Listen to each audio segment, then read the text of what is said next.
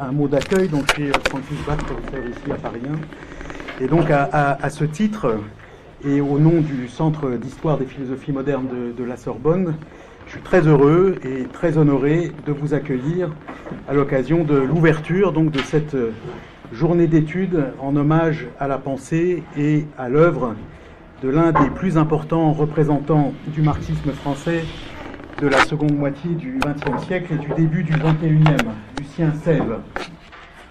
Je veux d'emblée remercier les organisatrices et organisateurs de cette journée, Alexis Cuquier, Jean Quétier qui vient d'arriver, Isabelle Garot, Richard Lagache et Laure Sève.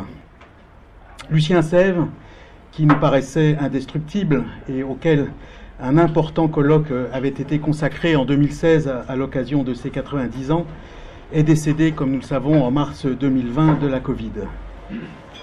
Il nous laisse une œuvre très importante, faite de grands livres qui auront marqué plusieurs générations de philosophes marxistes et non marxistes.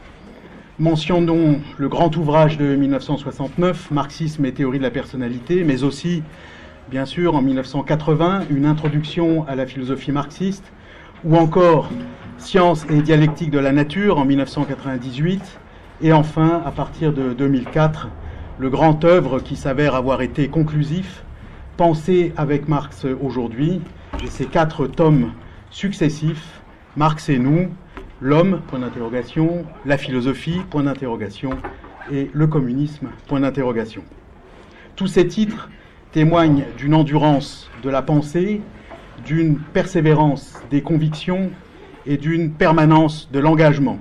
Lucien Sève fut un penseur communiste, alliant constamment la théorie à la pratique, puisqu'il fut à la fois l'auteur des livres que je viens de citer, mais aussi membre du comité central du Parti communiste français de 1961 à 1994, directeur des éditions sociales de 1970 à 1982, tout en exerçant aussi des responsabilités dans la société, en dehors du Parti communiste français, puisqu'il fut membre du Comité consultatif national d'éthique de 1983 à 2000.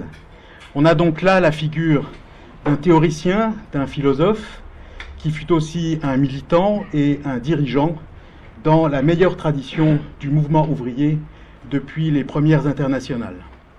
Je suis entré personnellement en relation tardivement avec Lucien Sève. C'est lui qui avait eu l'initiative d'un contact après avoir pris connaissance vers le milieu des années 2000 de quelques-uns de mes travaux sur l'aliénation.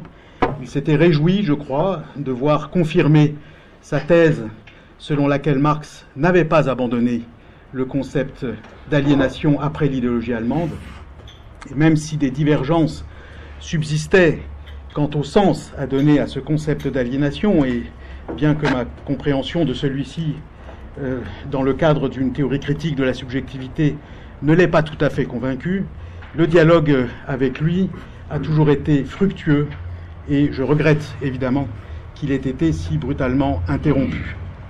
C'est pourquoi je suis très heureux qu'un hommage puisse lui être rendu en ces lieux qui appartiennent à la Sorbonne. C'est bien la moindre des choses que pouvait faire l'université, elle qui ne l'avait pas accueilli en son sein, à l'égard d'un penseur qui a porté très haut l'exigence d'une pratique de la philosophie en dialogue avec les autres savoirs, en particulier la psychologie, mais aussi les sciences de la nature, et d'une pratique de la philosophie qui n'a jamais perdu de vue l'horizon de l'émancipation humaine et qui n'a jamais cessé d'appeler cet horizon de son nom le plus propre, celui de communisme. Soyez donc toutes et tous les bienvenus à cette journée consacrée à l'œuvre de Lucien Sève, une journée dont les travaux, je n'en doute pas, seront très fructueux puisqu'ils portent sur une pensée toujours vivante. Je vous remercie de votre attention et maintenant donc pour cette journée au travail. Je vous remercie. Merci à vous.